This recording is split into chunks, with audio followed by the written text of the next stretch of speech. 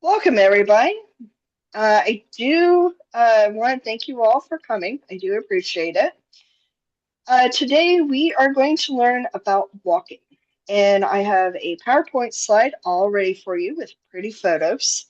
And let's cross all fingers this actually works. So, we're going to go ahead and start this. And we are going to do Google Drive. Maybe this will work. It did work before. Hopefully, it will continue working.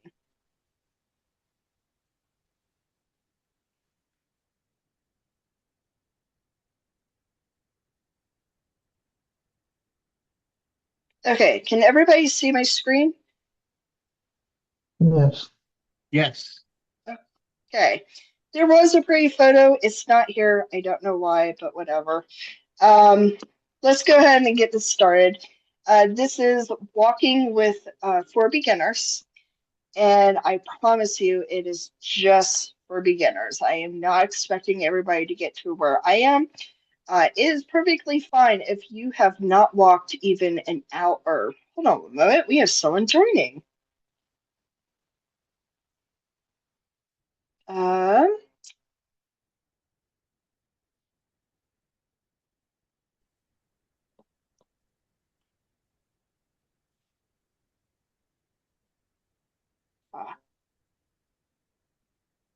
Okay, so I do want to welcome. We do have a Jedi KGB. Anyway, I do want to welcome you in. I apologize, I don't recognize that name. You are welcome to use the chat, and you don't have to have a camera on if you don't want to. But let's go ahead and get into this. We are going to go ahead and start the class. So let's go ahead and get this going. So the first thing we're going to do is we have a Jedi named Kimberly Howard that unfortunately passed away from pancreatic cancer. She's been fighting this for over a year, quietly, and unfortunately she just couldn't continue. The treatments weren't really working. It was very heartbreaking, but to put a positive light upon her, she was one of those quiet supporters of the Jedi community. Certainly a supporter of me, but I knew others definitely knew her. She believed in that, it almost in the daydream of Judaism, and didn't just hold that thought as a wish, but hold that as a, my apologies, I'm seeing a comment.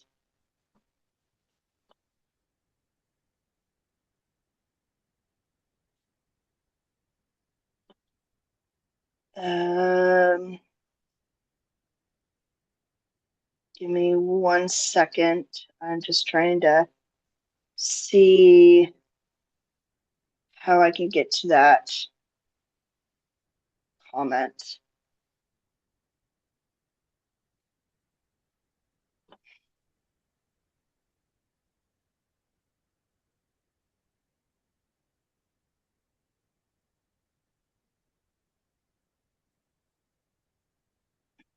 There. Okay.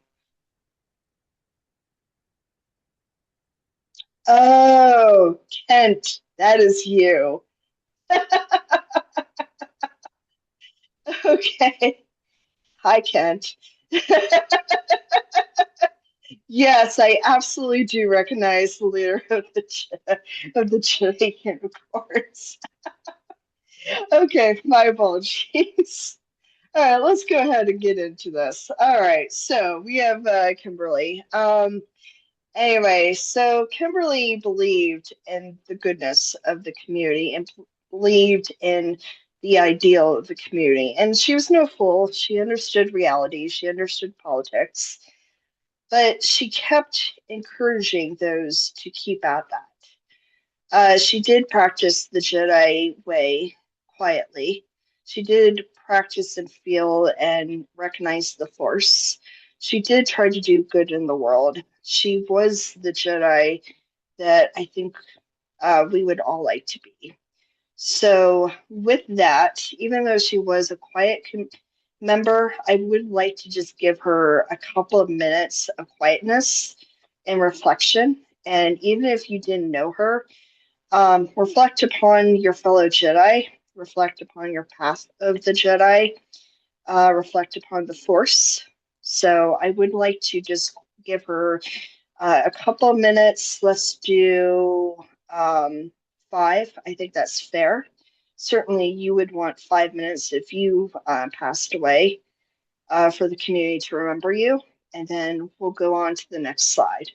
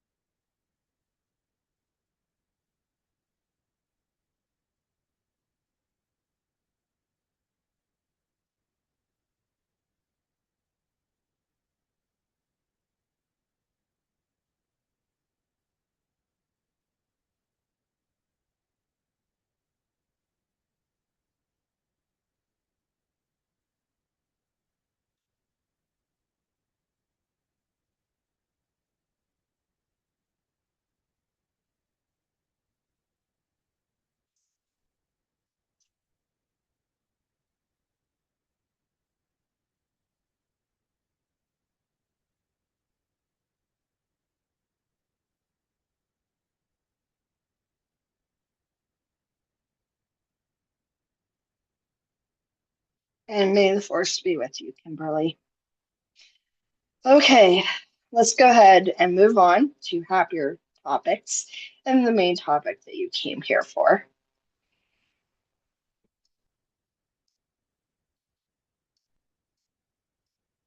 Okay, introduction. First, hi, my name is Karen. As Karen Swope-Ticknor, if you've ever wondered how to say my name. But please call me Karen. I also go by the Jedi name of Jedi Karen. I know, incredibly original. I've had that for like 20 years, so it's stuck. I have been part of the community for 20 years. I have taught so many different classes. I'm most known for teaching the Force, but I can teach most everything else. Um, if you're wondering why am I qualified to teach about walking, well, let me explain a few things. When I went to Disney World in, ooh, I want to say like 2018, maybe before then. I don't remember. It was before the pandemic. I knew that. And I trained to the point I could walk 6 miles in one day. And I thought, well, that's all I have time for. It'll have to do. I went to Disney World and I was walking somewhere between 9 and 12 miles every single day. Believe me, that hurt. That really hurt. I was not at all ready for that, but I managed to just do it. And I came back from that trip and I said, well, now what do I do? Because I've been doing all this walking and I did all the walking at the park. Now what do I do? And I thought, well, I guess if it didn't kill you to do all that walking, I guess you could keep that up. And I sort of did, but I didn't make it really formal. I didn't go out of my way to get into a lot of shape or anything. But some years later, the pandemic hit, and they said the only way you can get out of your house is you have to exercise outdoors. And hiking counts. And I thought, okay, well, hiking is going to happen. I would become a hiker. So I did, and I have been doing it for ever since the pandemic. I have kept that up. Some years I have done more, some years I have done less, but I am on this year aiming, and it looks like I'll actually do it if I can keep this up. My third year of 1,000 miles every single year for 3 years. 2 years ago, I did just short of 1,100 miles. I couldn't quite get there because I got sick for all of December, which is a pattern for me, unfortunately. Last year, I just barely squeaked by 1,000 miles, and this year, I am. I believe. Oh, actually, yeah, I looked it up. I am 531 or 32 miles. I'm not quite sure where I stand at this point, but about there. So I have started from the very beginning on the couch, haven't even done a mile and trained myself to get stronger and stronger. The other thing I did is I had a gallbladder removal surgery. I had a whole uh, New Year's gathering video talking about that trial. And one of the things is I went from being able to walk 5 miles every day. I could literally go up mountains. I was in decent shape. And then I got my gallbladder removed, and suddenly I couldn't walk a third of a mile without really being exhausted. And I had to retrain myself all over again, and somehow a surgery just reset that. I'm not exactly sure how that works, but I promise you it sucked. And I had to retrain myself on all of the walking and really build up my endurance and getting into walking shape. So I understand what it's like to be on the couch. And you're saying, Karen, I can barely get to the bathroom. I get that. Okay. If you're struggling to just walk to the car to walk to the office and everything is hard, this class is actually meant for you. This class will help you get into better walking shape. You do not have to get to 10 miles, but I do have a plan of how to go from couch all the way to 10 miles. I will say it will not be done in a week, it will not be done in a month, and it may take you a year to get all the way to 10 miles, but you can actually do it if you stick to it. That's the hard bit. And I will give you some tips and tricks and things to watch out for and how to overcome problems, etc., through this class. And then give me 1 second, I'm just reading my notes here.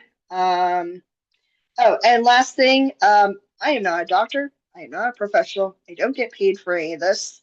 I I don't know medical advice. I don't want to get sued. Please don't sue me. I'm not rich. And if you sue me, then I won't teach again. So please don't sue me because everybody wants to learn. Um, but if you are having problems, if you are having pains, if things don't feel good, please go to a doctor. Go see a professional. I'm not that. I can give you some advice, but understand that you do need to see a professional at some point. And if I tell you to go see a doctor or a professional on a certain like issue, I really do mean go because um, I can only give you some advice that I've followed and things that have worked for me. I can't give you all the advice in the world. So please no suing. Okay, you understand that. Okay, let's go ahead to the next one. So, the start. My method is going to require you to have a Fitbit or some step tracker. You do not have to have the Fitbit. You can have any tracker you want, but you gotta get a tracker. Now you're gonna go, well, Karen, I've got a tracker on my phone. Doesn't that work? And it's free. I don't have to pay for it. I already paid for the phone. Okay, I'm gonna set a standard here. I'm not here to spend your money, but there are very few things that you really ought to invest. For this method to work, you have to have an accurate on your body tracker. Now, I know you're saying, well, what's wrong with my phone? The problem with your phone is you actually don't quite carry your phone as much as you think you do. And I know because I walked around and tried to use my phone and tried to compare it to my step tracker on my Fitbit and discovered that there is a big difference. So you may not take the phone to the bathroom. You may not carry your phone while you're walking around doing your chores or, cooking or chasing after a kid or a pet. There's numerous little walks that you do throughout the day that you don't always have your phone. I know you're like, Karen, I always have my phone. No, actually, you don't. And you think you do, but you don't. And it's a good thing. You don't want your phone on you 24/7. That's a mental health problem.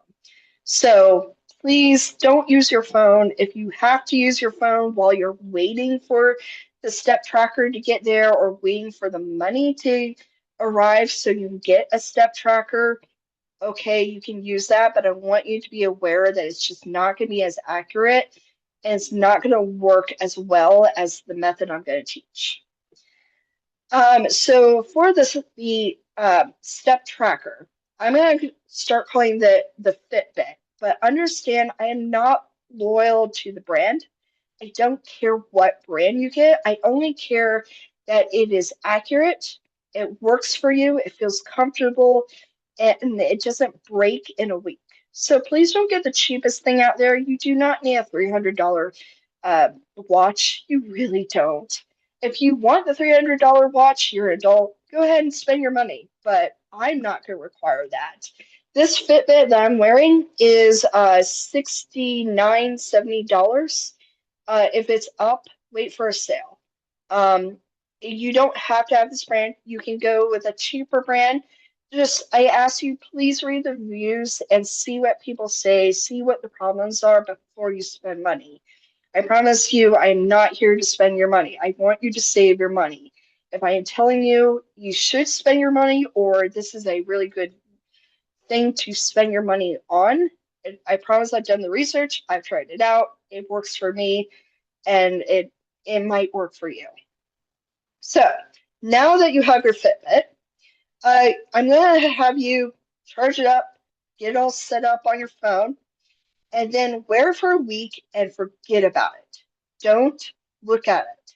Don't go, ooh, I want to go check my little steps. No, no, no. Forget about it. Just wear it, go about your day. Have a normal week. Go to the store, clean, don't clean, have a lazy day. I don't care. Just go through your day, have a normal week, and then at the end of the week, pull up the app and look at what you're doing. Look at the daily steps, look at the time at which you walk more or less, look at what days you walked more and what days you didn't walk more, and try to see what the trend is. And give me 1 second. And I just kind of want you to get a baseline of how does your walking look like for the week. Maybe you walk 5 miles in a 7 day period, and that's okay. There's no shame, there's no guilt, there's no, oh man, I am so out of shape. Well, guess what? You're here to get in shape. And I don't care if you only walk a quarter of a mile that day. That's fine. That's okay. We are starting and we have to know where the baseline is. So no shame about it, just wear it and then note it and look at the trend. And then finally, we're going to get to a term that I'm going to use a couple of times, and I call it the max it out day. What is a max it out day, you ask? A max it out day is when you go and you see how much you can walk within 1 day, and the limit for safety reasons is I want you to get to the point that your feet hurt, not horribly, but they hurt, good ache. Maybe the calves are kind of sore, maybe the hips, maybe the knees, depending on what kind of shape you were in. It's okay if it's some pain. I do not want this to be the worst pain. You should not be limping. You should not be like dragging yourself to get to the couch at the end of this. I want you sore and tired, but not overly sore. Does the max it out make sense?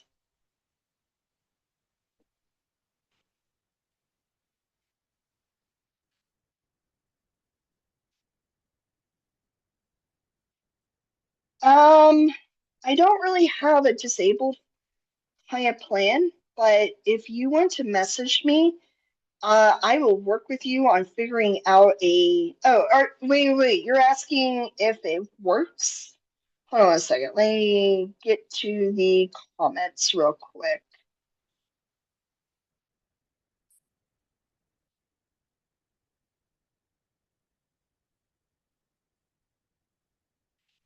Do Fitbit track steps as well if you are disabled?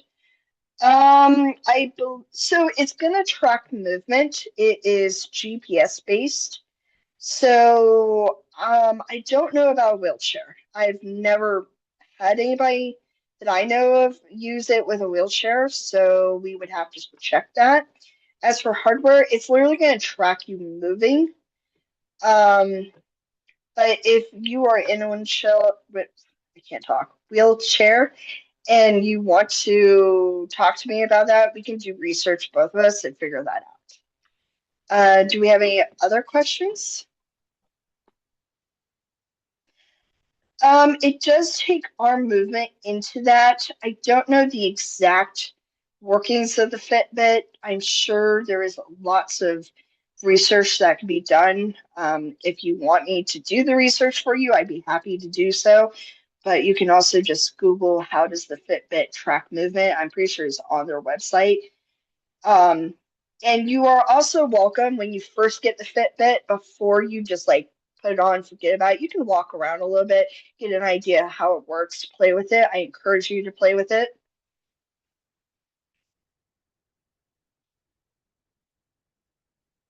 Any other questions? So, yes, please. Hmm. This is a this is not necessarily a tool for the goal itself. It's just a way of measuring it. So as long as it can Hmm. follow the distance that I go. If I'm consistent in my effort, I can still base whatever goals I decide on those numbers. Like the Fitbit doesn't decide those no the goal. It's just a tool for it, right? Exactly. Yes. And you're going to see the plan coming up of how we're going to use the Fitbit to help you. Because we're going to have goals for every single day, and you need your Fitbit to learn how, how far you're going. So like right now, when I like flick it on here, it will tell me the time, tell me the date, it tells me the heart rate. And then if I scroll through it, it will show me the steps. I've done 1,278 steps. It then tells me that's a 0.51 mile. It's got so minutes. It tells me the calories burned.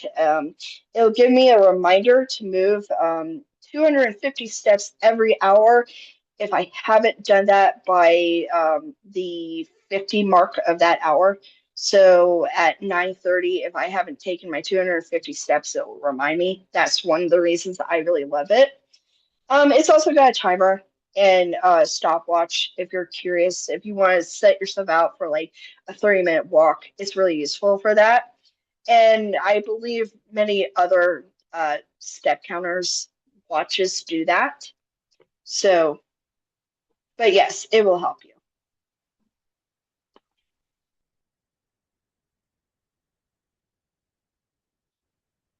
All right. Any other questions? Ah, yes. Yeah, yeah. And you can definitely use an Apple Watch. That is perfectly fine. Again, I'm not picky about the brand. I just want you to have the watch. I like to use technology for this. I don't want to excessively use it. You do not need to, every single day, like, oh man, like, don't get obsessive about it, but use it. Use it usefully.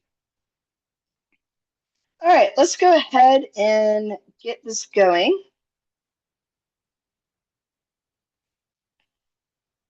Yep. Hold on 1 second. Also, all the pictures you're seeing are pictures that I have taken. Most of them are from this year, but some of them aren't. And I'd be happy to answer any questions about those photos if you have any. All right, so gear. Again, I am not here to spend your money. I'm really not. A lot of this you can go cheaply or use alternatives if this doesn't work for you. None of this is absolutely required, but they are useful. And I'm going to go through why they're useful to me. And if they're not useful to you, that's okay. Clothing. You do have to wear clothing outside. That is slightly legal and illegal, and you will go to jail if you don't wear clothing. So please wear clothing. As for Karen, do I need to go out and spend $500 on all the outfits? No, no, you don't. The clothing you have right now is perfectly fine. If you want to spend money on your clothing, you're an adult, you can do so. Uh, you don't need to go to REI and spend huge amounts of money. You can go to Amazon and get something equally as good or almost as good to get what you need. If you want sun gear, such as the SPF 50 shirts out there, you are more than welcome to. Some people swear by it. I've got a friend who's albino who actually has to have it in order to go outside. Sunblock is not enough, he will burn. So if it's a requirement for you, please be safe. Do not get sunburned. It's horrible, and you may or may not get cancer from too many sunburns. And if you're wondering about, say, layering, I feel like as adults we get constantly bothered or badgered about layers. If it's cold, wear several layers because when you start moving, you will heat up and you'll heat up more than you think. You'll heat up at least one layer less than you're wearing. So if you're wearing like a t-shirt and a long sleeve shirt, you might find that you're warm enough to go take that long sleeve shirt off. So wear layers. Right now in the mornings, it's really cold because I'll go out at like 6:37 and it feels cold. It's like maybe upper 50s right now. So I will bring like a lightweight t-shirt or long sleeve shirt along with a t-shirt with me, and I'll wear that. And then when I get hot, I'll take off the long sleeve shirt and then I'm good to go. As for right clothing, there is a saying about cotton kills. The reason cotton kills is that if it rains or you get really wet, cotton does not dry quickly and will get you cold. So cotton is not good if it looks like it's going to rain or you're going to get really, really sweaty or whatever. Polyesters are better for that, but if you hate polyester and it's a texture thing and cotton makes you feel good, please wear cotton. I live out in a desert and it is a particularly dry year, so I can't get away with wearing cotton. This shirt right now is cotton, um, but I also watch the forecast very, very carefully. And if it looks like I need more than cotton, I will change shirts. So just be aware, but in the beginning, don't stress about the clothing. It's okay. Your normal jeans and shirt and a jacket or whatever you want will work fine. Shoes. So there are sneakers, there are trail runners, there are boots, there is everything in between. There are sandals.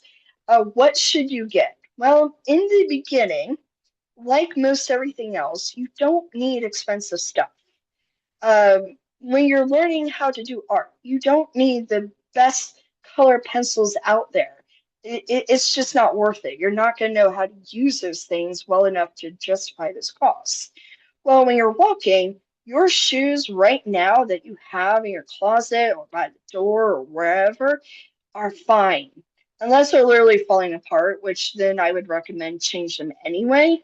But you do not need to go out and get new shoes. If you want new shoes, if that will help you get out the door and do this, you can, but you do not need to go run out and get new shoes. Do you need sneakers or trail runners? And what in the world is a trail runner, Karen? Trail runner is a sneaker that is with tougher material. It's got sole that is made out of like of rubber. It's called vibranium. I don't remember exactly what it's made out of. I just remember the name is vibranium, and it's really, really tough, and it can take really hard trails. My hiking boots have, but you do not have to have hiking boots. I happen to live around mountains. I happen to go up those mountains, and I've got a photo later on that you will say, "Whoa, yeah, you might want something with good tread." In the beginning, all you're going to do is walking on flat surfaces, probably pavement. So your regular sneaker will work fine. You don't even need a $200 sneaker. Whatever sneaker you like, go for it. Water and electrolytes. Please bring water. If you are doing more than, say, 2 miles, I would recommend more than, say, those little half liters, the 500 milligram ones. Those little bottles are not going to last you if it's really hot or you're going a long time. The bottle that I love is this Arrowhead. It's got a sports cap, and unfortunately, they've discontinued it. Or I'm hoping temporarily, but I always carry these. And I will certainly never leave the car without some water on me, but I also live in a desert.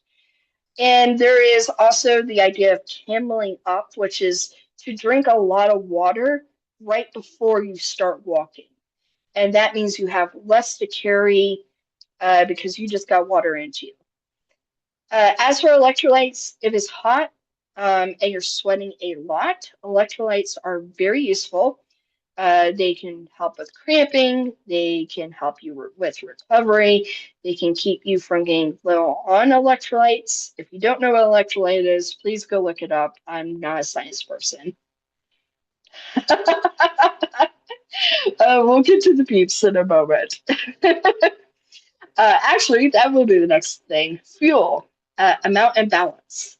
So the picture you're looking at is I went on Easter Day on a trail. It was 3 miles.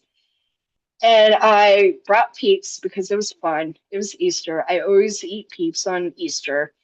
I am going to say beware of sugar. It's not that it's bad per se, but well, it's complicated. So carbs are good, yes. Good carbs are even better.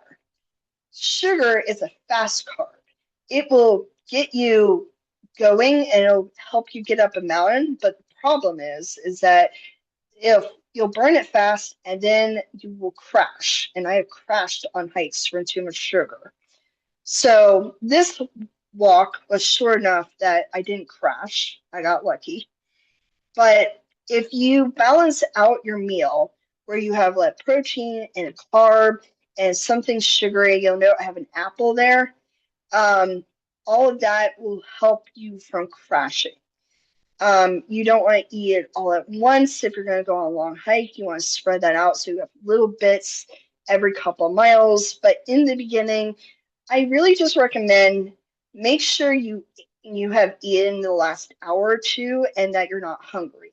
Don't start a walk when you're hungry. I guarantee you that's not going to be a pleasant walk and it's going to make everything hard. You're going to be in a bad mood and you may find it just hard to do so.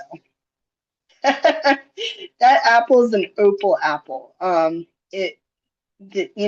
apples come with like there's Fiji and honey crisp. This one's an opal and it's delicious. All right, so hiking poles. You Hiking poles are really useful for a couple of things. They are good for going uphill to help keep you going. They're good for downhill, which helps you steady yourself, gives you more points of contact, especially when it's really steep. It's good for stream crossings. And if it's flat ground, it's literally just going to give you a little bit more support. It may help you get more into a rhythm. You do not have to have a hiking pole. You don't have to have two. I have them when I go on steep uphill trails. They give me confidence and reassurance that I'm less likely to fall or hurt myself. But for flat walking, you don't need them.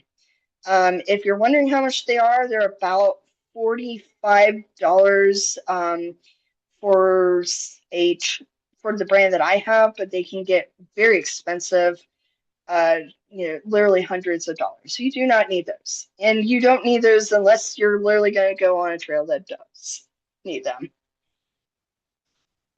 Okay, backpack. Should you have it? If you're going for a mile or two, you don't need a backpack. If you're going for 5, you might want to consider it because you need food and water and a phone, etc. So you may want a backpack. If you're going to go for the 10 miles, please bring a backpack. I really don't want you going 10 miles without some way to um, go without that. And I apologize, we do have a comment.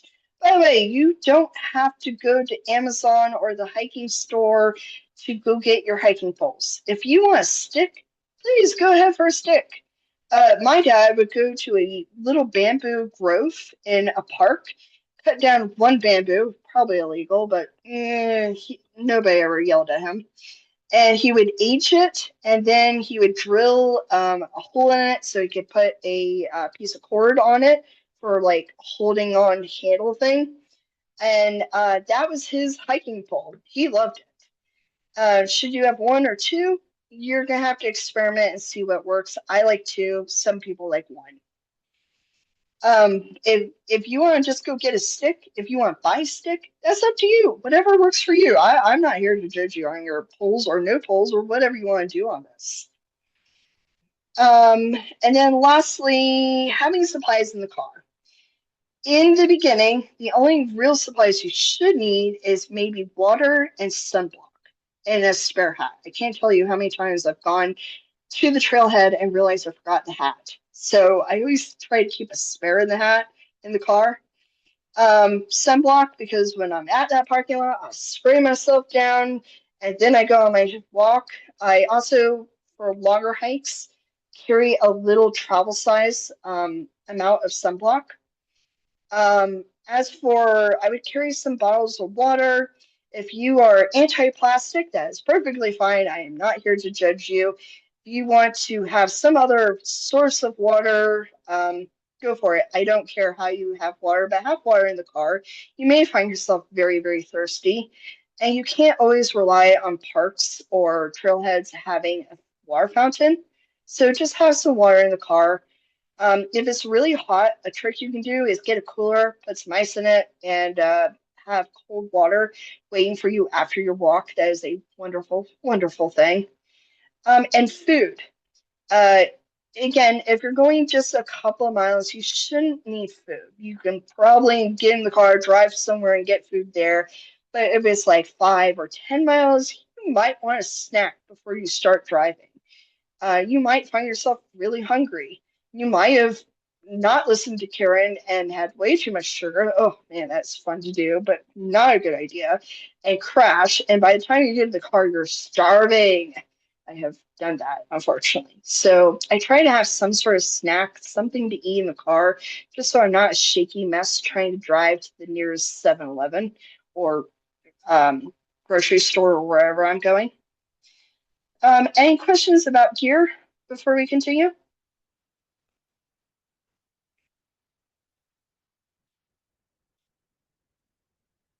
Okay, we'll go ahead. Starting your routine. Let's get into this a bit. So, starting your routine is hard. I will understand this is going to be the biggest of the challenge. Once you can get your routine going, this gets so much easier. But let's go into this. Routine is important. I think we all understand that. I think you understand day in and day out for the first couple of weeks, if not months, you need to keep at this, and it's hard. Um, Things that help that routine get started is to commit to a daily walk. It's okay. It was literally just getting to the mailbox and getting back, or getting to the end of the yard and getting back, or going to the end of the neighborhood. Whatever it is, commit to that every single day. You can make it an even event like, hey, everybody, I'm going for my daily walk. And, just make it an announcement and teach everybody else around you that you must do this routine. Finding different routes. So part of part of the problem with starting this is that if you do the same route day after day after day after day and week after week, you're going to get really, really sick of that path. I've got a path right now that is around a park. It's 200 feet of elevation, is I think about 2 or 3 miles. And I try to do that once a week, but I don't do that every single day because that would drive me crazy. So what you can do is go into Google Maps, go type in parks or trails, and go look at that. You can also go to All Trails, which is a app. It is free. I do have the paid version, but I use it because I go into scary mountains with no signal. You are not going to be doing that. You're going to be going around neighborhoods and parks and public, very easy to access trails. The free app will work fine. And there are other apps out there. Please do not feel like you have to be brand loyal because Karen said no. Use whatever works for you. But do try to vary the different walks that you do. Setting up realistic goals, we'll go into that soon. But if you looked at your trend and you're like, well, I can walk half a mile most days, then stick to half a mile in the beginning. We'll go through the process of slowly increasing that, but don't go, well, I can walk half a mile. Let's go on a 3 mile walk.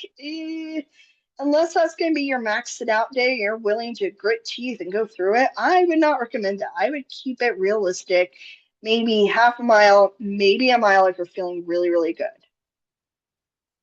Oh, okay. Hey, Adam. All right, next thing. Dealing with, oh, surprises and delays. So life happens, the kids get sick, the car breaks down.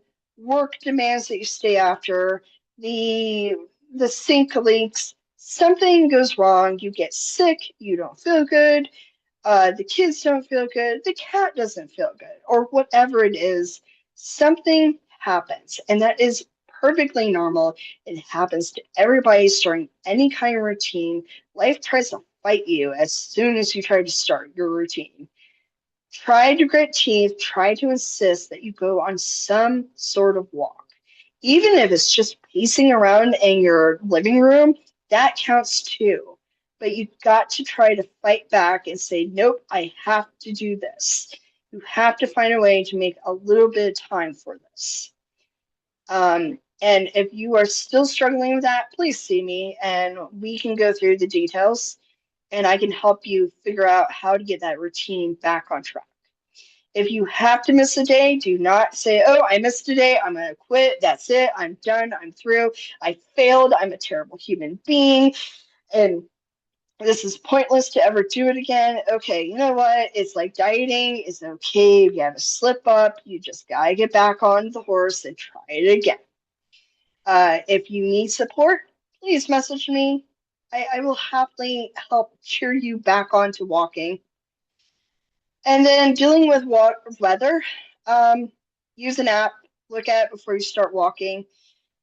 Utah is really good at having random little storms that they said was not going to be there, suddenly be there. The picture you're looking at was an interesting walk. I was trying to do this 3 mile trail, or no, it was more like a 5 mile trail. And the weather, the forecast said one thing. I got there, it was hailing and raining and blowing like crazy. And then the sky cleared up and voila. So try to be flexible. Um, Try to have like an umbrella or a rain jacket. Try to work with the weather. If you can't go outside, that's okay. There are other ways to get your steps in. We will go over that. And then, oh, trying to add a second interest in your walk. So after you get into a couple of weeks of walking, you're going to find that it's going to get a little bit boring. And one of the ways you can deal with that boredom is to start getting interested in something in while you're walking. So maybe you're going to start getting interested in birds or flowers or trees. We're going to check out everybody's yard and go, hey, I want my yard to look that way. Or maybe you're going to look at the cars around you. Maybe you're going to care about the wildlife. Whatever it is, start paying attention, start getting into something about where you're walking. For me, I love counting the lizards. We're having a low lizard count this year so far. I keep seeing like one lizard per hike.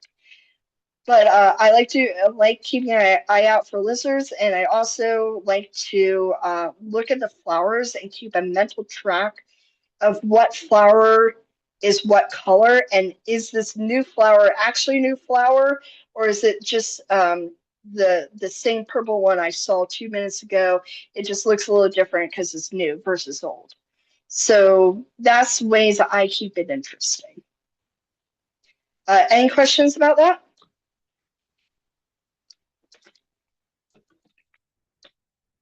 Okay, let's go on. All right, walking schedule. So this is how I recommend you do this. You don't have to do this, but this is my method, and this is the method that I actually do myself. These numbers are perfectly adjustable. If this mileage is too much or too little for you, please go ahead and adjust it to, remember when I had you wear your Fitbit for a week until you forget about it, and then you looked at your trends? Use that trend to then apply to this method. So if you can walk a mile every day, start with a mile and then adjust as you see this method work. So with this example, we have 0.5 a mile Wednesday through Friday, just to keep you going on a very steady pace. Saturday is going to be your maxed out mile, which in this example, I put as 1 mile. If 1 mile is too easy and you're not getting sore enough, Please go to 1.5 miles, but just go little bits. Don't get yourself too sore. Please don't get injured. That's not the point of this. And then Sunday, have it as a rest day. Oh, and actually, that's a Monday through Friday. I'm sorry, I can't read. I believe in having one rest day. If you absolutely need to have a 2 day rest day, that's perfectly fine. If you want to add this walking routine to a different exercise routine, you can actually do that and modify it as you need to. This is just the way I'm doing it. You'll see week 2 goes to 0.75, week 3 goes to 1 mile, week 4 goes to 1.5. And then the 5th week is I actually want you to just once again ignore your Fitbit, go about your day, go about your week. Don't worry about it.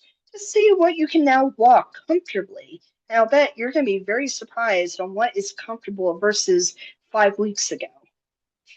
And you'll note that we do have a max it out day for every single week. I do believe that's important, and I believe the next day should be a rest day because you pushed really hard the day before.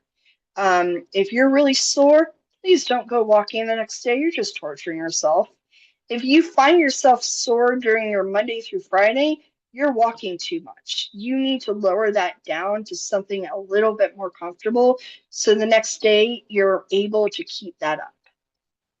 Any questions or comments about that?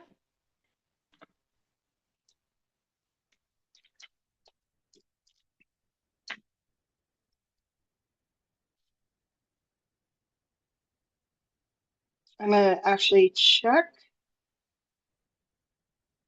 Okay, no questions or comments. Cool.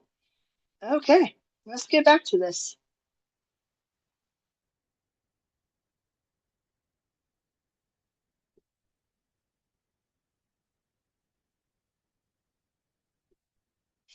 Okay, so now that you're starting a routine and you're trying to figure out, well, Karen, I'm like struggling towards the end of the day to cram in as much as I need to. How do I get this to work? Well, let me give you some tips on how to sneak in more walking because your walking does not have to be, I'm going to go out and walk a mile today, and that will be my walk for the day. You can do it in little tiny bits throughout the day, and that still counts. I only care that you get to the 1 mile by the end of the day, not that you did a total mile walk at one point. You should get to the point where you can walk, say, a mile in one go, but this is ways to sneak in more walking. So pacing. I will let you know, I pace while I'm waiting the couple of minutes before I have to go in the car. I'll pace in the living room. I will pace while I'm waiting for the microwave to heat up my lunch. I will pace while I'm on the phone. I will pace while I'm waiting for a friend to get ready. I am really good at pacing, and yeah, it looks a little weird to other people, but if they ask, you just simply say, I'm trying to get my steps in. And I guarantee you, everybody will be like, oh, you're exercising. Oh, that's so cool. Parking far away. Park at the end of Walmart parking lot, at the far corner of Walmart parking lot, and you will find yourself getting a quarter mile in. Make it a habit to park far away, unless there's truly a time crunch, which, use your common sense. But park away, it will get a few more steps in. Coffee and bathroom breaks. I do realize most of us sit at work. I encourage you, if you have the ability at work, get coffee, go to the bathroom, stretch a little. If you have the ability to do so, please try to sneak a little tiny bits of walking. Even 50 steps counts. I promise you it does. But please also don't get your boss irritated at you or get yourself in trouble. Use your common sense, follow the rules at work, of course. Walking or breaks. Most of us should be getting 2 breaks and a lunch at work by American standards. So during those breaks, at least one of them, I want you to get off the phone and I want you to go and walk around. You can walk around in the building or in the break rooms or go outside, walk around the parking lot. I guarantee you, the moment you just say, I'm getting my steps in, everybody applauds you for that. Window shopping. Go outside, go to the mall, go to a big store like a furniture store, even go to Home Depot and walk around there. And when you get employees going, is there anything I can do to help you? You just say, no, I'm just getting my steps in and I'm just looking around. And again, that phrase is just a magical phrase. Cleaning and errands. I can walk a mile in my 750 square foot apartment cleaning it. Cleaning gets so many steps, and all those steps actually count toward the goal at the end of the day. And also, you're going to become the king or queen of errands. So if you need to go run this, if someone needs to go run the store and get cheese, you're going to be that person because you got to walk to the car, you got to walk from the car to the park or from the parking lot to the door. You got to go through the store and find the cheese. You got to walk back to the car. You got to get in the car, drive to home, and then walk back to the into the house and deliver cheese. That's going to be a couple hundred steps right there. So it works. And then chasing kids, grandkids, pets. Those are great because you'll have a lot of fun, or maybe you're not having fun, maybe they're in trouble, but either way, you will get your steps in doing that. So please engage with the kids, the grandkids, the pets, or whoever. Borrow a kid if you must, and keep them entertained. It will help you get your steps in. And then dancing. In your living room late at night when nobody's watching, you can dance and it'll help you get your steps in. Get some upbeat, catchy, move around, do whatever, but move your feet and you will get steps in. It really does count towards that. Any questions, comments about this?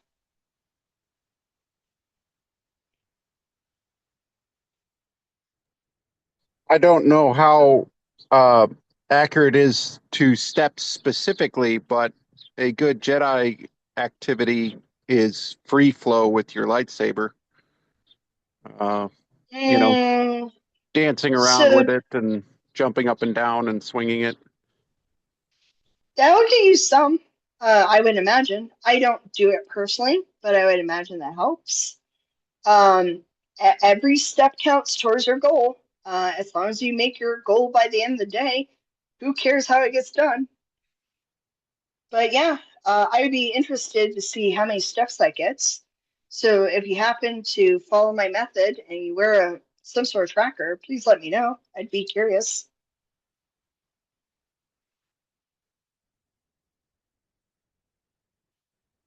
Okay, let's go ahead and move on. The struggles of walking. Okay, so here's a reality check. I may be talking about, oh, Karen, go off and pace a bunch, and you're going, Karen, walking hurts. Well, don't worry, I completely understand that pain.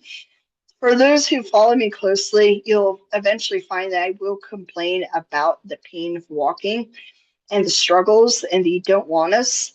So I get it. I really do. There are times it is just not fun. You're making yourself do it. It sucks. You're in a bad mood.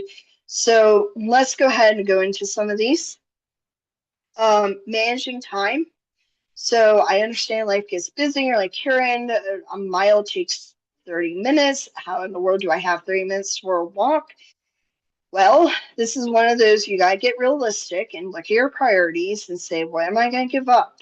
Maybe it's you got to give up the phone scrolling and dedicate right before you go to dinner, you will walk, or after dinner, you'll take your 30-minute walk. But you've got to get realistic with yourself.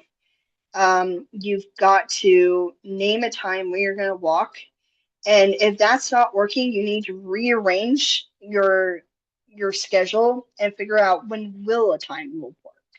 And it's okay to play around, see, hey, this didn't work. Okay, let's try that. Dealing with pain. I am going to have another slide about pain, but I will say pain is part of it. Uh, in the beginning, I could tell you a mile walk hurt, but after a couple of months, that mile didn't hurt at all. In fact, it felt like, excuse me, I had barely walked at all. So I'm going to say, don't get to the point that you're limping. That is not the point of this. Don't let the pain get that bad, but also understand that there will be some pain. It's just part of it. It will get easier. But I will also let you know as you get stronger in your legs and you can do a mile, you'll then move up to 2 miles and then you will move up to three. So there's a certain amount of, you're going to be kind of constantly in a low level amount of pain. I will give you plenty of tricks of how to deal with this, but this is part of training. Training sucks, I get it, but the end result is a lot of fun. Motivation. You don't have to like the walking in the beginning. You just have to do it. Um, I use right now the motivator for me is I won tickets to the subway. It's a very famous trail in Science National Park. It's a very hard hike. It's a 8.5 mile hike, over 1,000 feet of elevation. And after walking 7 miles, going down and going back, you then have to get up 400-foot cliff. Ugh. And for me, I keep, when I go and I say, oh, I don't want to walk today, something happened and I'm not feeling it, I remind myself, well, do you want to go up that 400-foot cliff like having to bear crawl your way up there?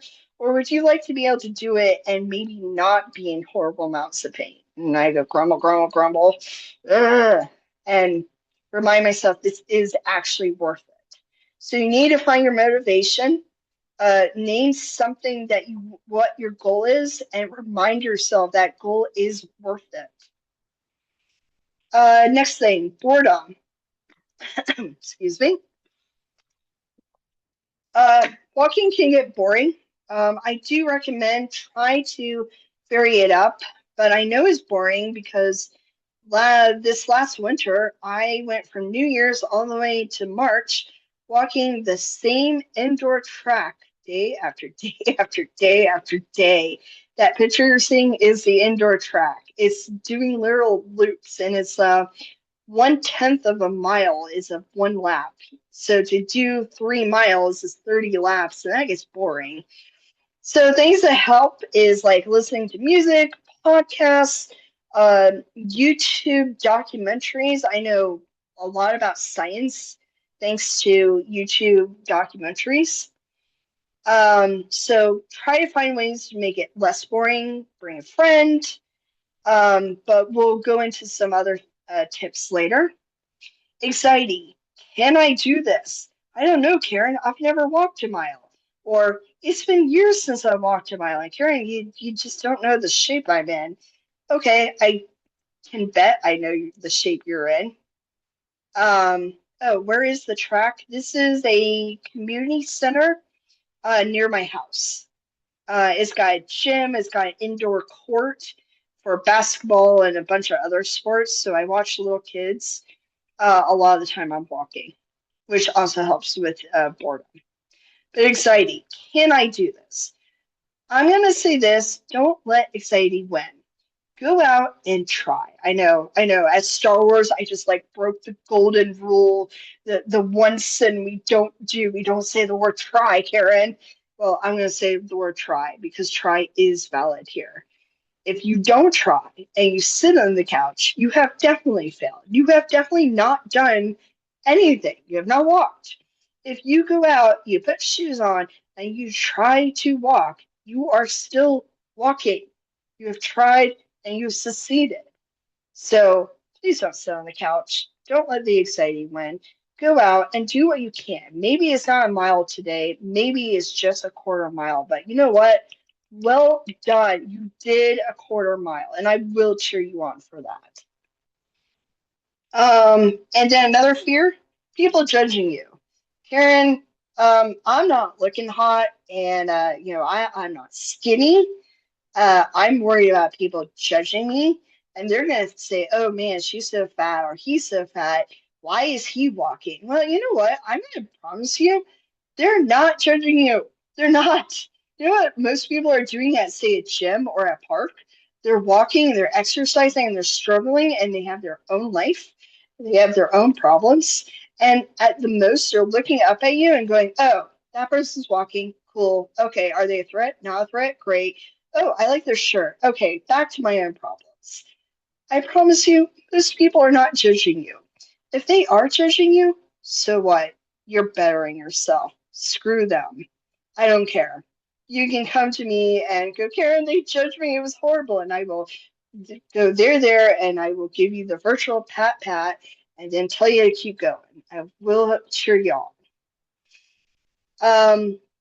Injuries, blisters, try not to get yourself injured. Also, see that whole thing about do not sue me if you get injured, because I told you not to get yourself injured. But try not to injure yourself. I will say every single year I twist or sprain an ankle. I don't have the strongest ankles, and I've already minorly twisted one ankle this year. It's a tradition for me. I go out, I go on these big trails. Ankle went sideways, and I looked at that and I said, well, that's not good. It didn't hurt at the time, but later on it swelled up and it hurt. So take injuries seriously. When you get injured, you can get much more injured, and you're likely to re-injure. So see a doctor, wear braces, treat injuries seriously. For blisters, don't let a blister stop you from walking, but do treat blisters. My method is a very cheap method is duct tape. Get a little piece of duct tape, cover the blister, keep walking. The shiny side of the duct tape on the outside will keep it from friction rubbing the blister. And you can even like do like a band-aid for the padding and then put duct tape on. There are plenty of products out there like second skin stuff that work for blisters. I just use the cheapest thing and the easiest thing for me, but use what works for you. If it's still not going away, it may be a shoe problem, it may be a sock problem. New shoes tend to give you blisters, and if you keep getting blisters after you break in the shoes, that shoe may not work for you. You may need a different brand, you may need a different size, you may need a different type of like shape of the shoe. You can do a whole bunch of research. You can also talk to me, and I can try to give you some ideas. You can also go to hiking stores and go, hey, I'm getting blisters, help me out. And they will actually walk you through on what shoes will and will not help you for your issues. Also, a tip if you feel any kind of, they call it a hot spot or kind of like a bothersome on a foot, stop immediately and try to treat that. So at least get some sort of band aid or something, or turn back and head to the car. Try not to let the blister get really bad. And then finally, safety. Please be safe. Don't go walking in the dark. Don't go walking in scary neighborhoods. Don't go walking on trails that have bad reviews, which I laugh because I've done that. That went really, really badly, so don't do that. Don't go on walks that you can't complete, that you're not ready for. So if you can walk a mile or two, don't go for 5 miles. Um, don't, and also don't walk without someone knowing where you are. I know 1990s, 1980s, we were free children. We could go anywhere, but the world is not like that anymore. Please use your common sense and just text a friend, your partner, family member, someone, and say, "Hey, I'm at this park. It's a beautiful day." Cool. Now they know where you are. If you're gonna go for like a 5 mile walk, you might want to say, "Hey, I'm going for this 5 mile walk. Here's the name of the trail. I'm starting now, and I will text you when I'm in the car." That's a very common thing for me to do. I've got several people that I message before and after, and also I take photos so they know what the area looks like. If it's a dangerous trail, I will do a selfie so they know what I look like. So if they have to send out the rescue, search and rescue, they know what they're looking for. But in the beginning, do not let the fear of going outdoors stop you from being able to walk. Parks are safe generally. Of course, use your common sense. If you're not feeling safe, don't go there. Or bring a friend, bring the dog. Um, Maybe that's the day to go indoors, but don't let the fear of the unknown stop you from walking. Just be smart about it. Any questions, comments?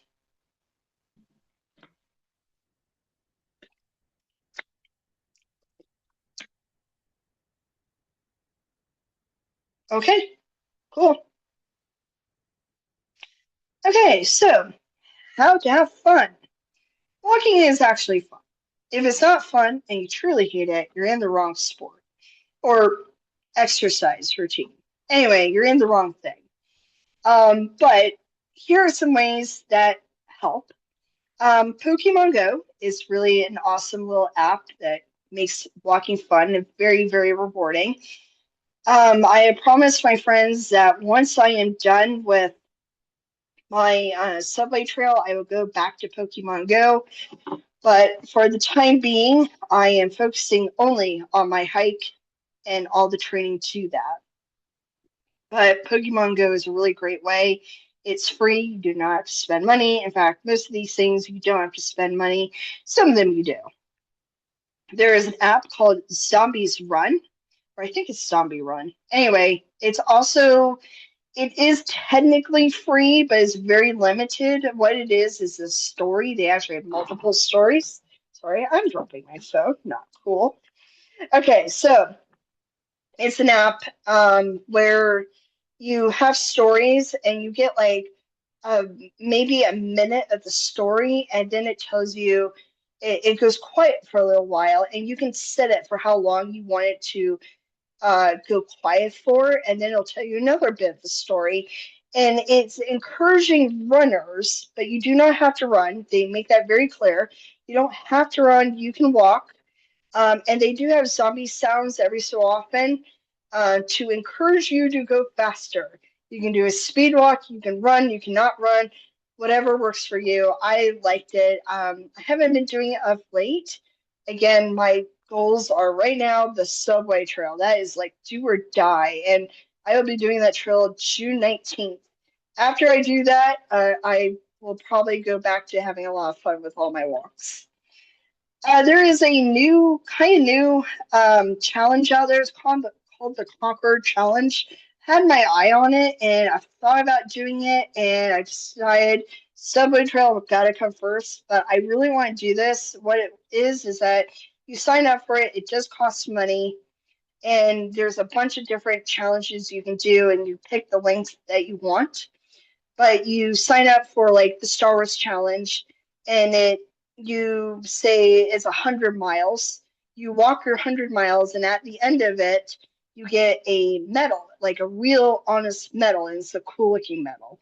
And they'll give you a little like not tidbits, but like storyline stuff about Star Wars or whatever it is, whatever category you want. They've got a Lord of the Rings one, and it just helps you. It keeps you accountable for your walking, and you get a fun medal at the end. Go ahead and check it out if you're curious. If you do it before me, I would love to hear about it, but I'm planning on doing that this year. Just try it out and see if it works for me. Walking with friends, perfectly fine. The only problem is with friends is that you all need to have an honest talk about the pace and an honest talk about the breaks, and no shaming each other if someone needs a break or someone needs to go slower. You just need to work with each other, but walking can really help. Um, and then explore somewhere new. Go to a different town, go across the state, go to a different state, go to a different country. Whenever you're exploring something new, at least for me, I get really excited. I'm gonna walk everywhere. So it helps to see new things to help you keep that walking without even feeling like you're walking. And I'm sorry, I heard someone, or am I hearing my echo? Can you all hear me? Yeah, Yeah. you're Okay, cool, cool, cool. Okay, sorry, I saw stuff at the bottom of my screen. I'm like, oh. Okay, and then let's see, where are we? Work walking challenges. Work, there's kind of this trend going on where work will set out a challenge and they'll have teams, and then whatever team does the most miles, or our my work set a challenge of we had to walk to Ohio, based on the amount of steps that everybody recorded week after week after week. And they mapped it out from Utah to Ohio. That's a lot of steps. Well, we made it to Ohio rather a lot faster than they were planning to. So then they had us walk to New York, where we have an office, and then they had us walk to Georgia, somewhere in Georgia, and then we walked all the way back to Utah based on the amount of steps that we did. So, yeah, it was a lot of fun, and we all got medals at the end of it. And we had a little competition to see who was getting the most steps within our team. So maybe recommend that to work if they're looking for a fun group activity. I know a lot of companies try and encourage things like that. So see if your boss or your boss's boss or someone would be interested in doing that. Might be fun. And you don't have to do it for work. You can do it with friends. You can say, hey, I want to do a walking challenge this week. Let's see how far we can go. So that's just some ideas. Any questions, comments about this?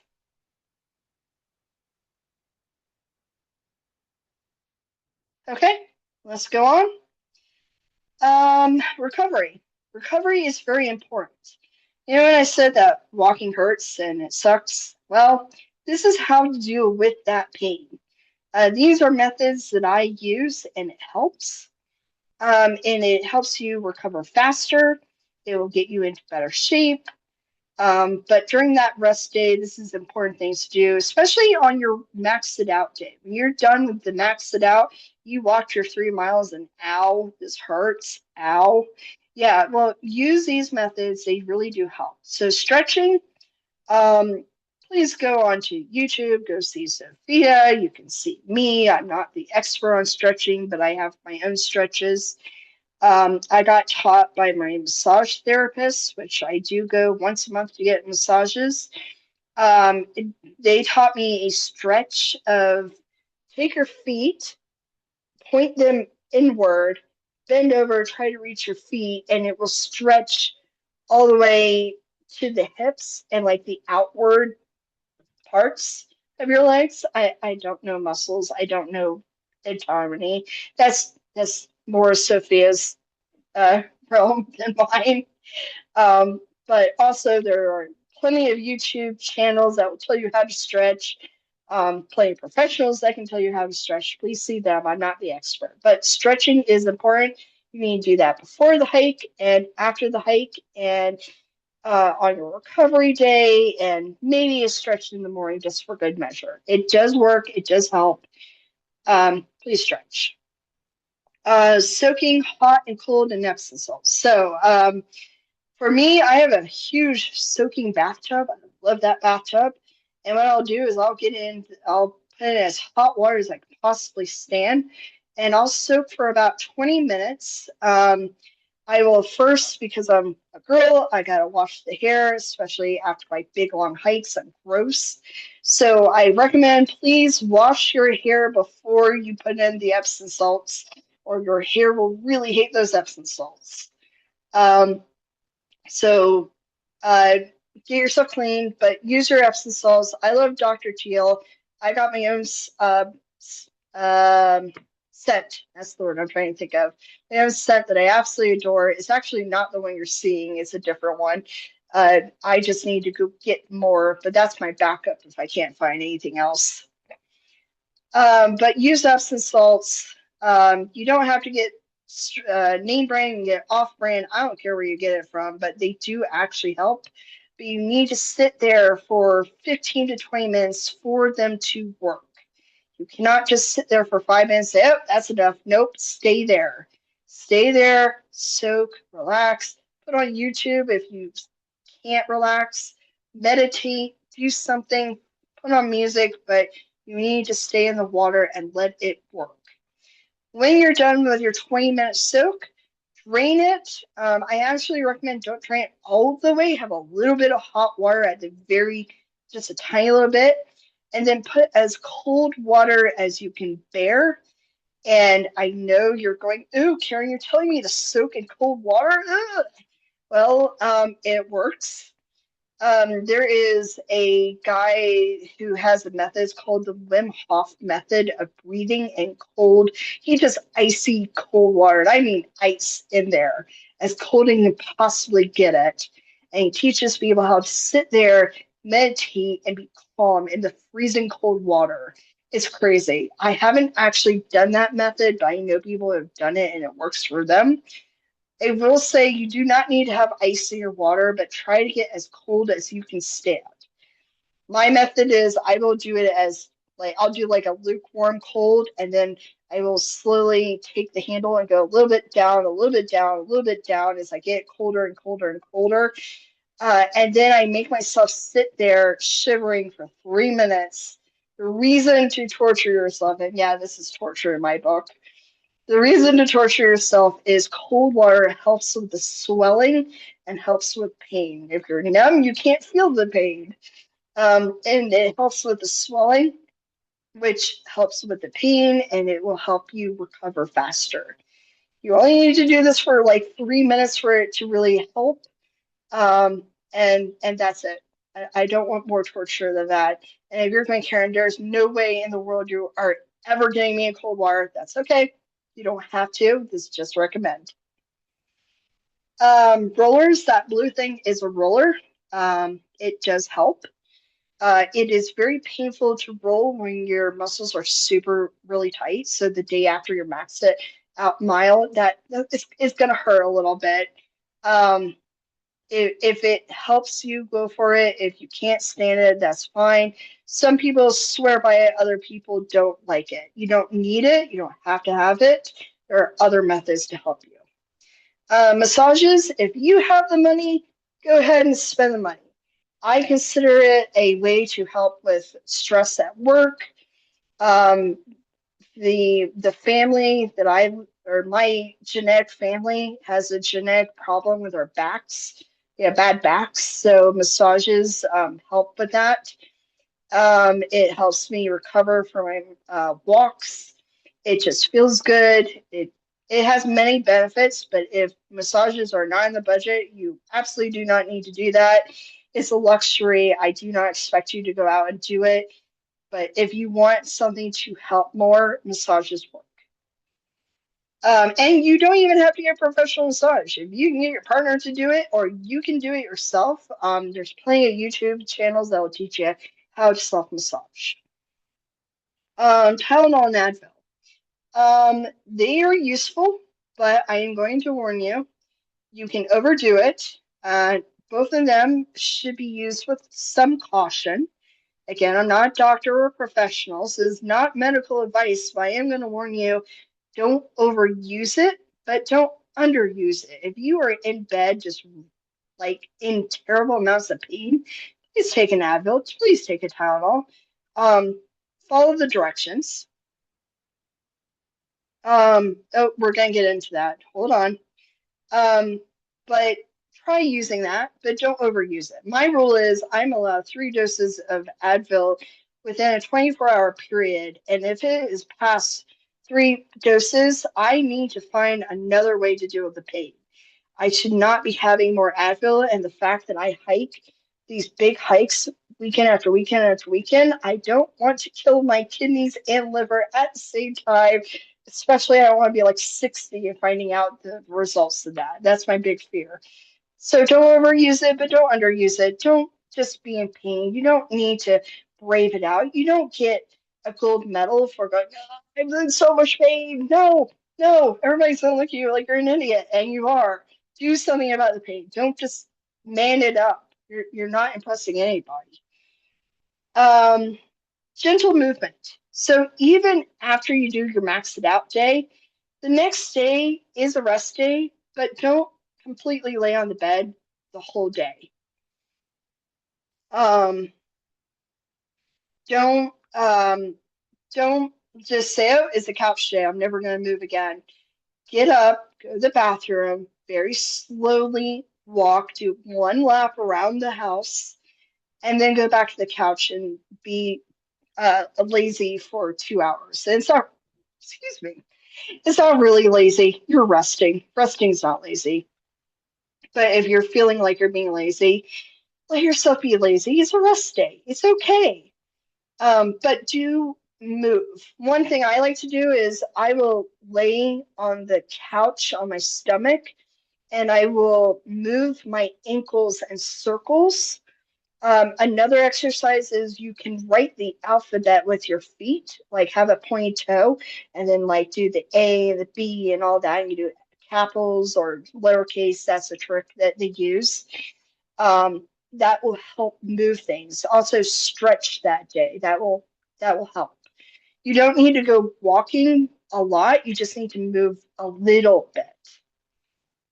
Ice packs and heat packs, whatever seems to help you, you can try them out. And but I am going to say, if you're getting to the point that you are like needing all these techniques, you may have overdone it, and you need to readjust your goal for the next week. Maybe don't do it that much of a max it out day. And know your limit. Don't overdo it. Don't try to just go from couch to 10 miles. You're gonna definitely injure yourself and be limping. And then recovery foods. I am not an expert, but you can look up things, foods that help with inflammation. I know pineapple and I think cinnamon help, but there are other foods that help with inflammation. They're not going to instantly cure you. They're not going to instantly take the pain away. They might take it down 10%, if that, but even 10% helps. So do your research, see what works, try it out. If it doesn't work for you, or you're allergic to it, or whatever, if it's not working, it's not working. Don't do it. But try it out. Just see if that's something that works for you. Any questions or comments about this?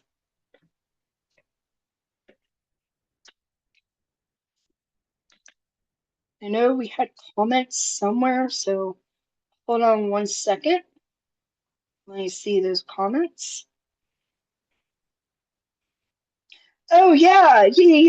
I know about those. So the Theracane, I've heard about that. There's a bunch of tools out there, and there's lots of reviews out there if you want to see if any of these work for you. But again, I'm not here to spend your money. You want to spend your money, go for it, but try out things, see if it works for you or not.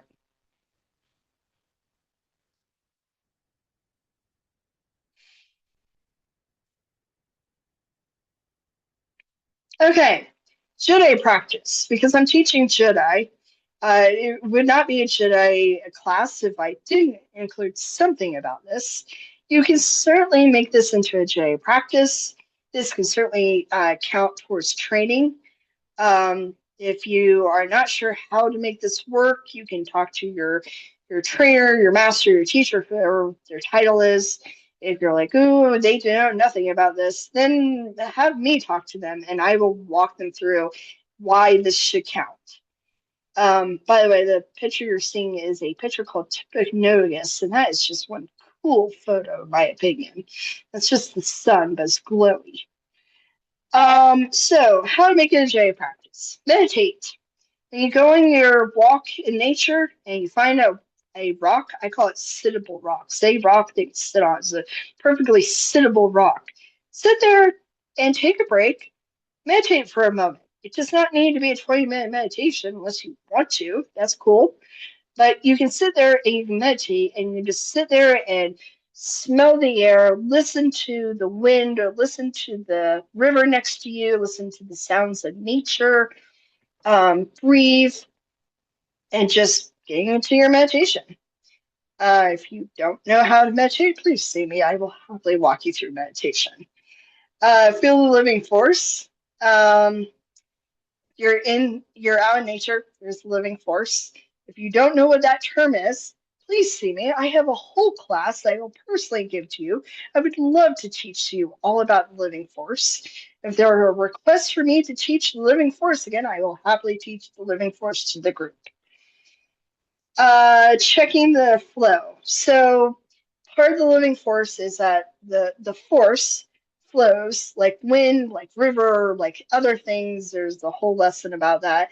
But it also moves through a forest, through nature, through mountains, and next to a beach or wherever you are, there is a flow, like an air current, and you can feel the flow through wherever you are. If you would like more guide steps on how to do that, please see me. I'd be happy to teach that more. Sensing the trail. This is fun. Go about and while you're walking, look at all the things around you and feel the health of the area you're in. Even if it's not a forest and it's just a park, you can feel the health and the flow of the grass that you're in. You can look at the people around you. You can feel how everything is connected. I can get into so many details on that, but I don't want to make this a lesson on the force. And then looking out for others, you and your others' safety. Just even if you're walking alone, we're Jedi. To be a Jedi is to serve the Force. To serve the Force, we serve humanity. We are there looking out for everybody.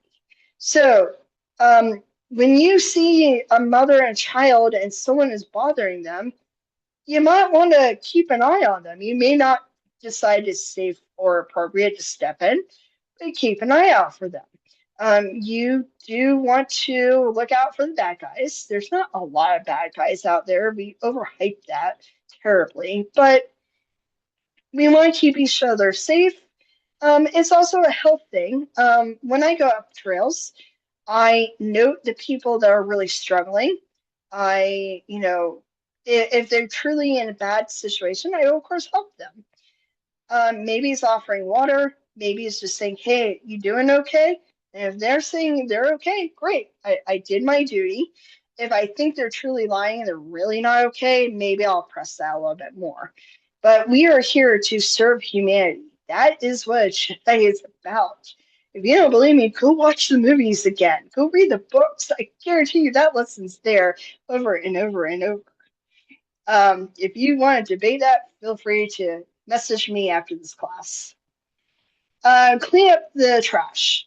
One of the rules about hiking is leave no trace and leave it as good or better than you found it.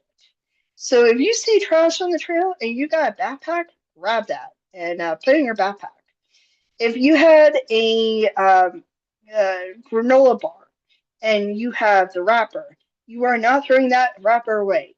You will put it in your backpack. You will put it in your pocket. You will store that wrapper. And when you get in the car, you can throw it in your car. You can throw it in the trash can. You can go home and throw it there. But you will not litter on in nature. I am very serious about that. Please leave nature be. It didn't ask for humans to come about. It didn't ask for the plastics. It didn't ask for the wrappers. Don't leave trash. It looks horrible. It's bad for the environment.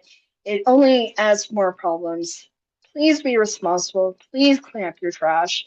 I know it's annoying, but do it anyway. And if you see trash that isn't yours, grab it. It does not hurt to grab it.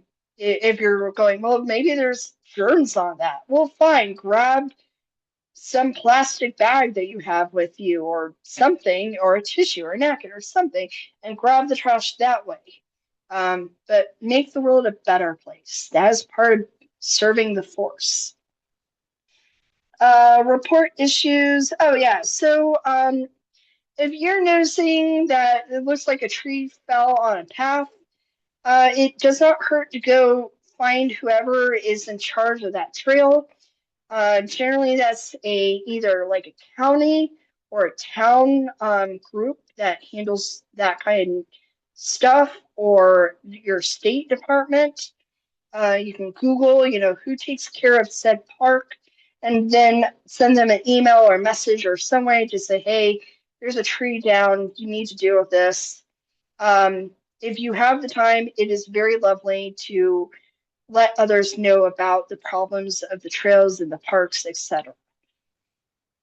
And then support your fellow walkers and hikers. Cheer people on. I don't care if it's a flat trail or it's the steepest trail in your life. Um, Support each other. Everybody's got their own battle.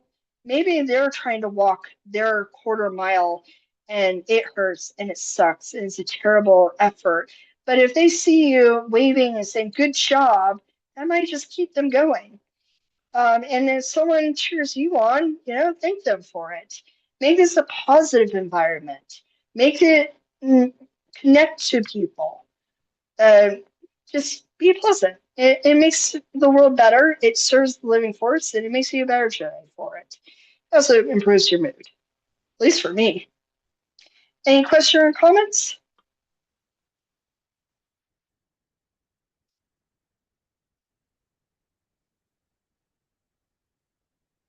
Okay. Believe, yep, this is the last slide. So advanced walking. You're going, Karen, you have talked about 1 mile and 3 miles and 5 miles. How in the world do you get to 10 miles? Well, I have done a 10-mile hike all at once, but it took me months to get there. Currently, my record is 8.5 miles for the day, and I can walk about 6 miles ish in one go, in one hike. But I've been doing this since New Year's, so it took me 6 months to get there. This isn't going to happen overnight. It does take effort, it does take time. There is going to be pain, but you can get to there. And I'm going to teach you some things of how to make your hike harder so you get stronger, so you can do more and more and more, and you will get into the shape that you want. If nothing else, you might just lose weight doing this, or you might get into better shape. My legs, my calves started off really big, and right now they're much more sculpted and smaller, and boy, they can take on a lot more. So techniques for this is increase your daily walk lengths little by little by little. You know that when we did the example, it was just a quarter mile every single time. Well, you're going to start doing like half-mile lengths or mile more or whatever it is. You need to keep up that month after month. Oh yeah, get to the point you can that 5 miles feels easy. I'm there now, but I can guarantee you at the beginning of the year, 5 miles didn't even happen, and it certainly wasn't easy.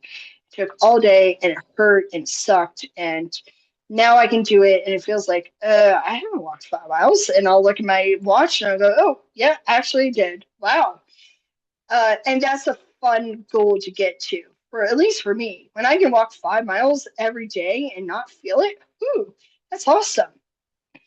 And then work on hills and dirt paths. Don't stay on concrete forever. Um, Dirt and paths walk differently. They feel differently. Frankly, they're just a tiny bit more softer on the feet. Dirt is softer than concrete, so it may feel better. It may feel different. It may feel worse. If it feels worse, you may have the wrong shoes. Go see someone for your shoes. Work on hills. I understand not everybody lives near a mountain. Um, if you happen to live near mountains, please practice mountain climbing, but please be safe about it. I recommend doing it by 100 feet increments. So when I started, I did like 100 feet. The next weekend, I did 200 feet. The third weekend, I found a 300-foot trail and I kept that up. And I am now at the 900. I just did 900-foot climb last weekend. And I may or may not be doing 1,000 feet this weekend. Well, tomorrow. I'm not doing a walk today. It's raining. But I may or may not do it. I'm going to think about it. There's a lot of things going on right now. But if I were to do it, it would be 1,000 feet just to keep up that kind of trend. Work on rocky or sandy trails if you have access to it. You can see the trail in that photo is rocky. I'm very glad I only had to go up that trail. I didn't have to figure out how to get down. It's steeper than it looks. The camera does lie. Um, but rocky trails does teach you more about balance. It will strengthen your feet. Please don't twist an ankle like I have before. But rocky trails do prevent or present a different kind of challenge. Sand is hard to walk in, but is an excellent calf builder, among other things. And it's a different kind of walking. So if you're looking for a challenge, try walking a mile on a beach, and you'll find that's a whole lot harder than pavement or even a dirt trail. And then speed and keeping that up. So whatever speed you're going, try making that a little bit faster. Try to go just a bit faster and try keeping that up as long as you can bear and then dropping back down to a speed that you can maintain or even slower for recovery. And you can do increments like that. It's like running. Um, and you can get to the point where you can walk a really, really fast mile. And it's great cardio and it's great strength building, and it, it has numerous other benefits. Like you can now suddenly race to your desk if you're late to get back from your break. And then for some weight training, grab that backpack. This is at the point that you are no longer a beginner.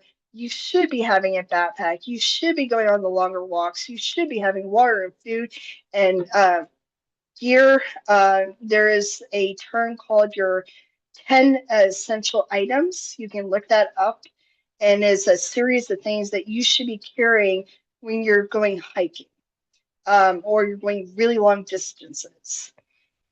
I'm not going to get into listing all of them. You can look that up. But carrying more and more water will increase the heaviness of that backpack, and it will prevent a challenge and make things harder. And the rule I have when I'm complaining about a backpack, well, if you would like to make that lighter, drink that water. I'm not great at drinking water on trails. So that's the only way I convince myself to drink water, is that when I'm complaining about the weight, this backpack's so heavy. Well, drink it. But it's good training. And then lastly, um, increase your max it out little by little by little. Maybe you're doing like a quarter mile every single weekend. Maybe you're doing half mile or a mile, but slowly and surely get to the point where you can do a 10-mile day, either all day or in one go, whatever works for you. But that would be how you get to that 10-mile goal. Any questions, concerns, comments about that?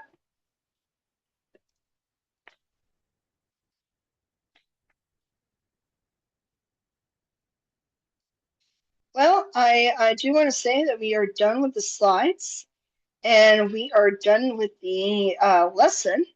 Any questions, concerns, comments, any stories you would like to share? Um, any commitments? Hey, Karen, I'm going to start this.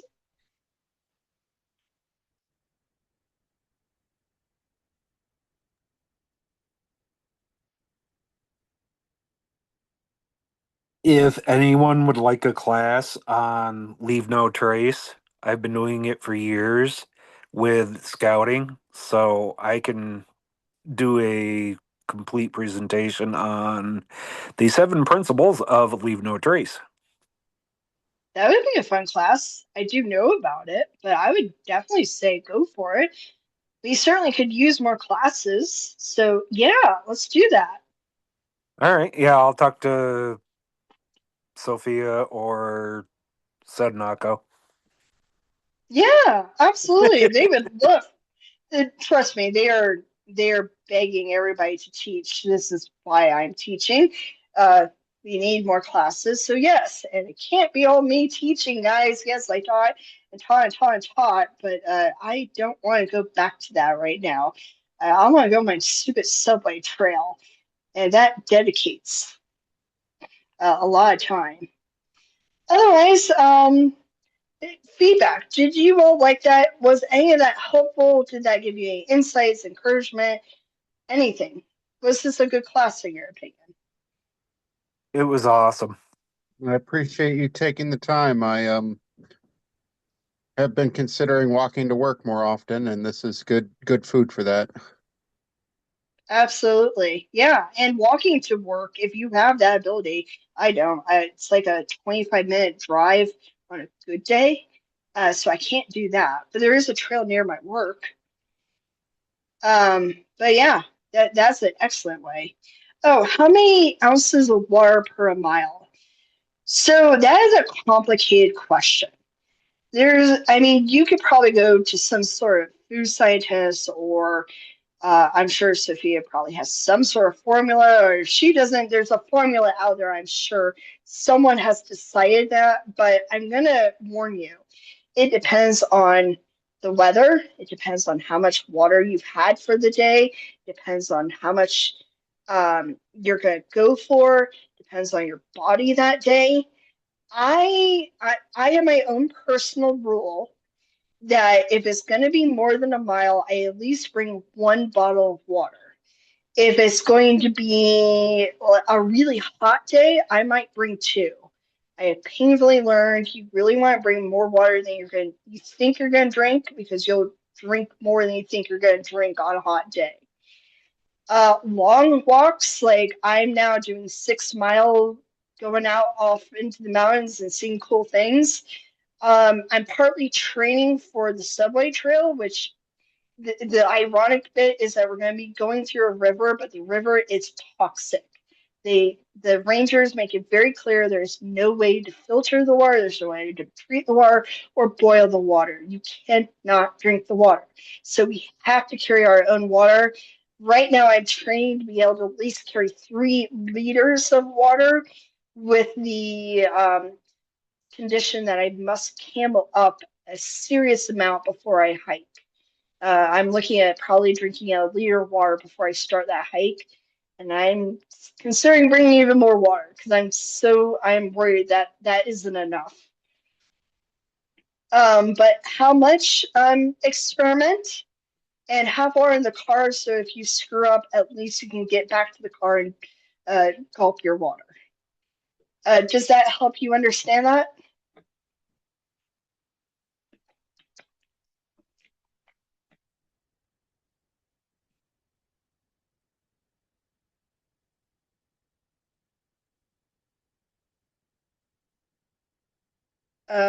I'm guessing the lack of the answer.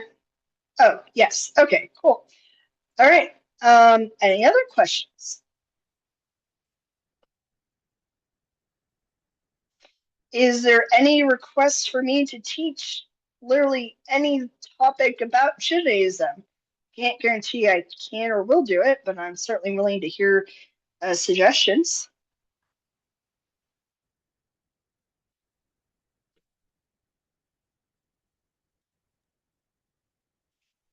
Okay.